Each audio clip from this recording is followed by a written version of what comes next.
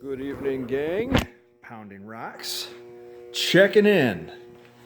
And I'm sorry that it's been a long time since I've covered any of the projects, but I figured that I would want to save stuff until I actually had something interesting to show you. Wow, I'll tell you, it's been a soggy and just wet day today outside. The weather was pretty nice. I mean, it was like mid 60s for January. I'll take it, but unbelievable how soggy and just puddles everywhere outside.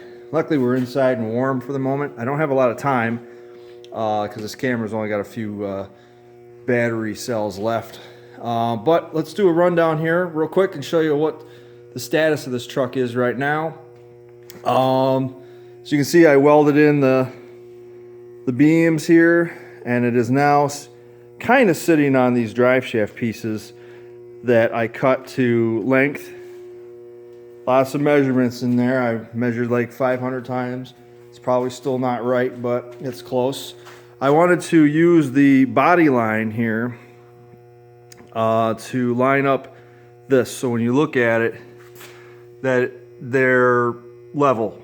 I mean, it may not be perfect. It might be off by like 1/10 of a degree or whatnot, but hey, no one's going to notice, and it's a work truck. So, I mean, we're going for style points, yes, but moreover, I want something that is going to be functional.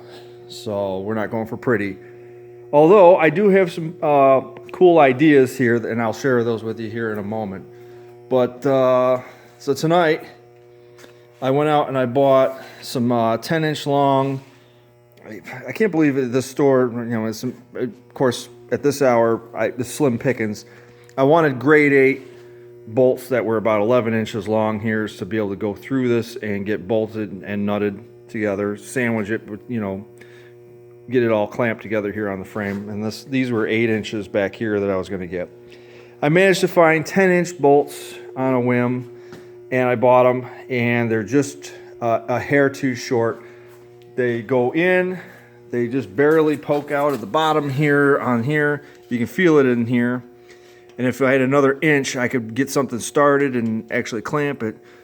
So I'm going to open up a hole here. And this isn't done either. It's been just a silly, I'll explain this here in a second, but it's been silly. I was going to open this up so the bolt goes in and falls in, and that'll give me my extra inch because it'll sit on the bottom or inside this square tubing rather than on top of it, which is nice because when the wood sits here, I don't have to notch the wood to hide the bolt, and I don't have an ugly bolt sitting on top of the wood. I want it to be clean, flush, just straight wood with separators, but I don't want to see any hardware that's involved in holding the actual bed frame to the truck itself. So I started out small bit, medium bit, large bit. We're up to 3/4 of an inch here in this hole, and it's a 1/2 inch hole down inside. Which is cool, but 3/4 seems to be the largest bit that we have in this shop today. Stuff goes missing a lot, and I don't know what the largest size we've had before. So I'm thinking 1 inch to 1 1/4 will solve my problem. The bolt will drop right in here, and then I can just use washers and nuts down on the bottom to tighten it all down, and then you won't see any of this from that point on. But I spent all day trying to find a step bit that I knew was in this shop. And of course, you know, as soon as I found it, it wasn't big enough. So that's the irony. So I came to another halt. I was kind of mad. I was mad that I couldn't find it at first. And then I wasn't mad that I couldn't finish it, but I was just mad I couldn't find it. So I went on to do other things while I was trying to vent here. Mainly, I took this apart and started running, you know, I got the speedo cable in here because I didn't have that in here, and I wanted to clean up some of the wiring behind the cluster because the cluster wasn't sitting exactly the way I wanted it to. The cool part is that there's a few things that actually came to life as a result of the wiring that I've been working on. I don't know how much I'm going to be able to show you here. I bought this really cool jump box. probably about 2 months ago. It's one of these NOCO Genius Boost Pluses. It's cool, and I was using it to power. I brought the power cable. Well, the positive cable I brought, I took it off the starter, so I got a positive cable now, and I also have a ground right here. So I was doing, positive ground here. And let's turn this on. So we're really low on power. I'm gonna set it so it just runs as a power source. And actually it won't do it. Okay, that's awesome. Anyways, I wanted to show you. I killed it because I had it hooked up all day. And that's too bad because I really wanted to show you guys this. So here we are. We're at 25%. All right.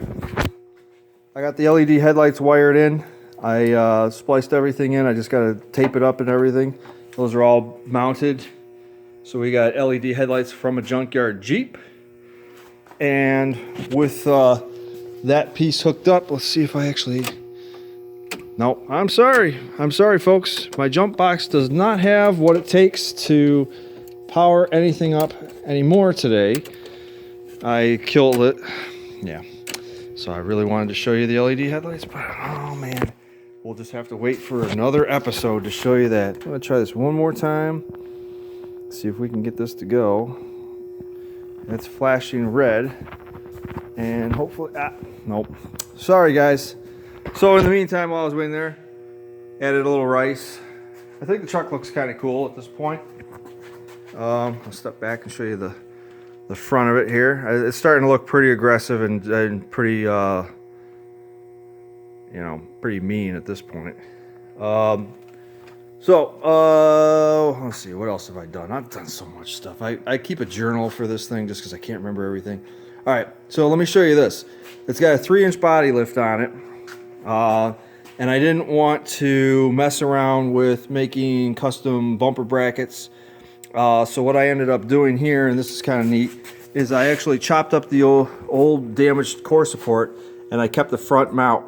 That's all I kept was the front mount. And I mounted it using the original bushing here and the original bolt and nut.